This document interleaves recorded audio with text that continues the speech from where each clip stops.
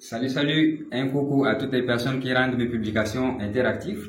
C'est vraiment très intéressant. Aujourd'hui, nous revenons encore sur une leçon de grammaire. Pourquoi est-ce que les verbes s'accordent-ils en genre et en nombre quand ils sont employés avec l'auxiliaire être? On nous a toujours donné cette règle et nous la respectons sans connaître véritablement pourquoi est-ce que nous devons accorder quand on utilise un verbe avec l'auxiliaire être. Allons-y, on essaie de voir pourquoi est-ce que on l'accorde. Pourquoi les verbes employés avec l'auxiliaire être s'accordent-ils en genre et en nombre avec le sujet? En français, l'accord régi par les auxiliaires indique la personne ou l'objet sur lequel porte l'action, c'est-à-dire le verbe. Cet objet sur lequel porte l'action doit donc être connu du locuteur avant qu'il ne le marque dans l'accord. Par exemple, elle est allée au marché. En fait, le locuteur, c'est-à-dire la personne qui parle, a conçu déjà ce mot « elle » dans sa mémoire avant de prononcer le verbe « aller ». Donc, pendant que elle est conçue dans la mémoire, le locuteur se prépare à accorder le verbe qui vient par après. C'est pour cela que il y a accord. L'action d'aller, je reviens sur l'explication, porte sur le sujet elle dans la phrase ici, qui est connu ou bien conçu dans la mémoire du locuteur avant la prononciation de aller. Donc, elle, le sujet sur lequel porte l'action, est conçu dans la mémoire avant la prononciation du verbe. C'est pour cela qu'il y a accord.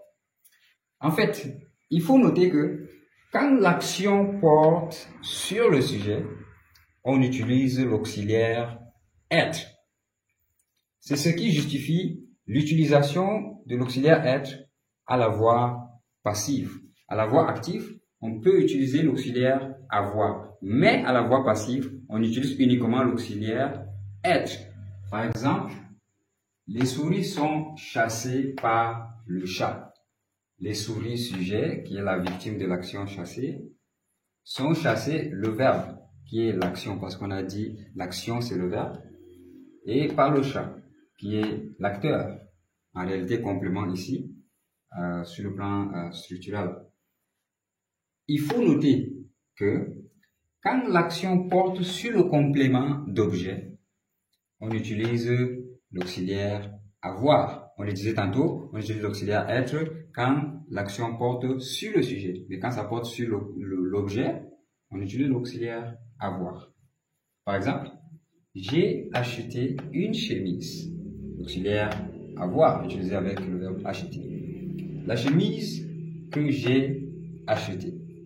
C'est la même chose. Mais maintenant, ici, la règle d'accord s'applique parce que l'objet sur lequel l'action d'acheter porte est conçu dans la mémoire du locuteur ou bien est connu du locuteur avant que l'action ne soit exprimée. C'est pour cela qu'il y a accord dans ce deuxième cas. Dans le premier cas, l'objet sur lequel porte l'action est placé après et n'est pas conçu dans la mémoire du locuteur avant l'action elle-même. Ça veut dire quoi? Il n'y a pas accord parce que le locuteur pouvait dire « j'ai acheté un habit ». Il change d'avis, il peut décider de remplacer le mot « une chemise » par « un habit ». Donc c'est pour cela que quand l'objet sur lequel porte l'action est placé après, il n'y a pas accord. Donc, la règle à retenir en ce qui concerne l'accord de manière générale en français est celle-ci.